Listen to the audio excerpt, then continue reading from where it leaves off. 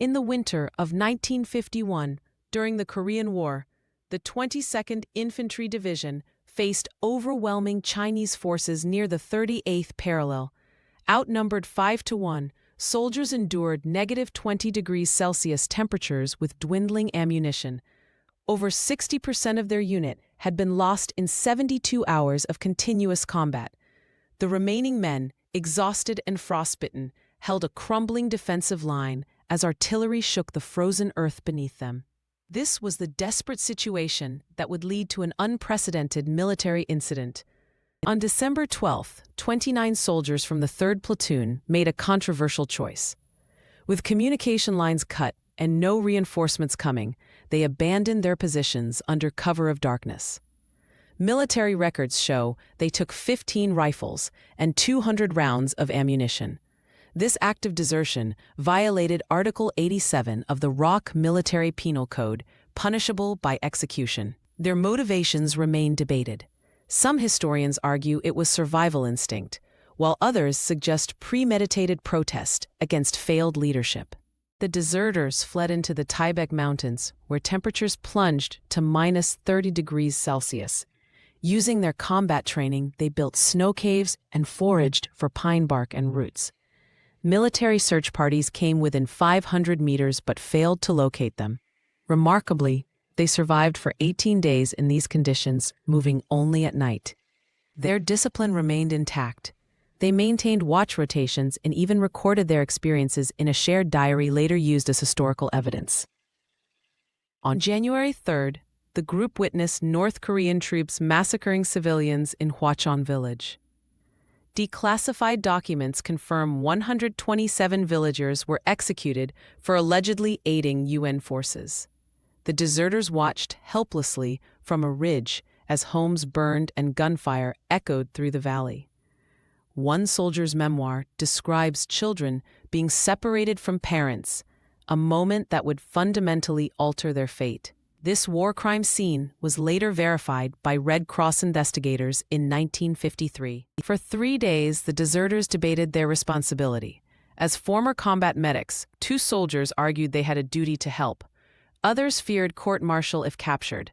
Their final decision was recorded in the diary. Better to die as men than live as ghosts. They voted unanimously to intervene, despite knowing their weapons and ammunition were inadequate. This marked a pivotal shift from self-preservation to collective sacrifice, a moment psychologists later studied as combat altruism. The group made contact with surviving villagers, organizing a resistance network. Using their military expertise, they trained farmers in guerrilla tactics and weapon handling. Improvised explosives were crafted from fertilizer and scrap metal. Their most valuable asset was knowledge. They taught civilians to identify weak points in enemy patrol routes. Within a week, they'd established a communication system using traditional Korean drum signals, allowing warnings to travel across valleys undetected. On January 17th, their forces ambushed a North Korean supply convoy. Using precise sniper fire and roadblock tactics learned in basic training, they disabled 3 trucks and captured medical supplies. Most importantly, they secured a radio transmitter. This small victory proved decisive. They could now monitor enemy communications. The action boosted morale among villagers and validated their unconventional strategy. However, it also alerted regional commanders to their presence. As their successes grew, so did their legend. Communist forces began reporting encounters with mountain ghosts, unseen attackers who vanished without trace. Propaganda leaflets offered rewards for information, incorrectly labeling them as U.S. Special Forces. Ironically, the deserters' notoriety protected nearby villages.